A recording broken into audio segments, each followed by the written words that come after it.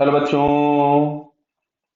यहां दिया है a particle p moves with constant speed on a circle in anti-clockwise direction as shown.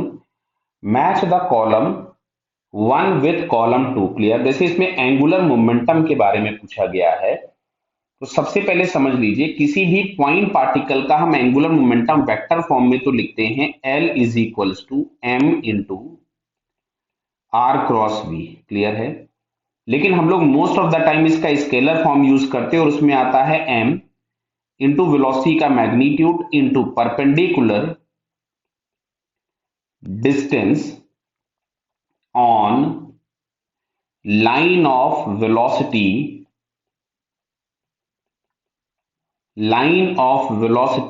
From rotation axis. Clear है बेटा।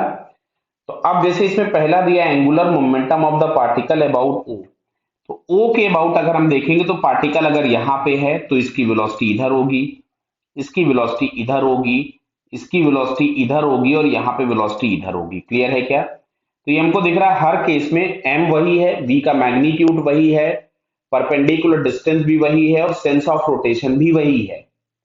तो इसका जो एंगुलर मोमेंटम है o के अबाउट कांस्टेंट रहेगा, वो चेंज नहीं होगा।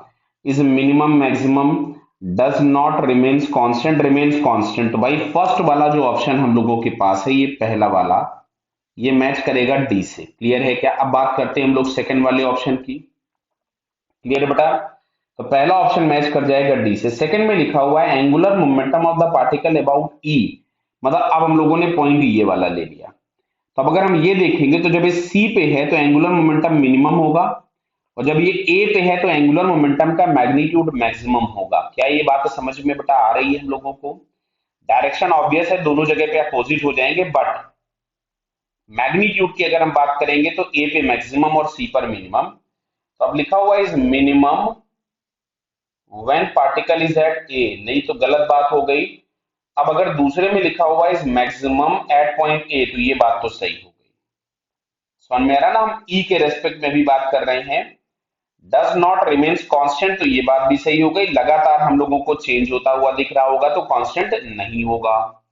अब आते हैं जरा थर्ड वाले पॉइंट पे। थर्ड वाले में लिखा है angular velocity of the particle about O. तो बेटा एंगुलर वेलोसिटी जो हम लोग ओमेगा डिफाइन करते हैं, वो डिफाइन करते हैं v अपॉन आर, जहां पे v होता है वेलोसिटी का मैग्नीट्यूड और r होता है रोटेशन एक्सिस से परपेंडिकुलर डिस्टेंस। तो फिर से हमको क्या दिख रहा है कि v का मैग्नीट्यूड और परपेंडिकुलर डिस्टेंस हमेशा सर्कल की रेडियस मिलेगी, तो ये हमारे पास कांस्टेंट होगा, तो ये मैच किया डी वाले से। अब बात करते हैं फोर्थ की।